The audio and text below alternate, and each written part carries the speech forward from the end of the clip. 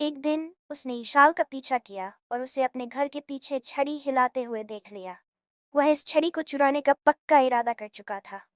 रात के अंधेरे में बिलाल ईशाल के कमरे में चुपके से घुस आया और उसके तकिए के नीचे से छड़ी निकालने की कोशिश की। लेकिन जैसे ही उसने छड़ी को हाथ लगाया, एक शक्तिशाली झटका लगा और वह पीछे गिर गया। ईशाल जाग गई और बिलाल को डर से कांपते हुए जमीन पर बैठे देखा। तुम इस छड़ी को नहीं ले सकते, ये भलाई के लिए है, ईशाल ने सख्त लहजे में कहा। छड़ी रोशनी से जगमगाने लगी और बिलाल की हरकत जैसे रुक गई। उसकी आंखों में आंसू भर आए और वह अपने लालच को स्वीकार करने लगा।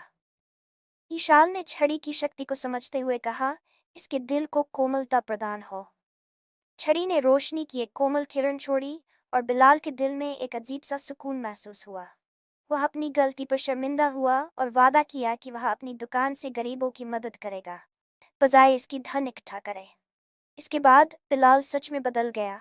वह लोगों को सस्ती दरों पर चीजें देने लगा और गरीबों को मुफ्त राशन प्रदान करने लगा। गांव वाले उसकी इस बदली हुई सोच से हैरान थे, लेकिन खुश भी। ईशाल ने छड़ी को हमेशा सुरक्षित रखा और केवल भलाई के कामों में इसका उपयोग किया। समय के साथ उसके गांव में खुशहाली आ गई। किसी को कभी यह पता न चल सका कि इन आशीर्वादों के पीछे ईशाल की जादुई छड़ी थी, लेकिन सभी उसे एक फरिश्ता मानते थे, जो अल्लाह की तरफ से उनके लिए एक नेमत थी।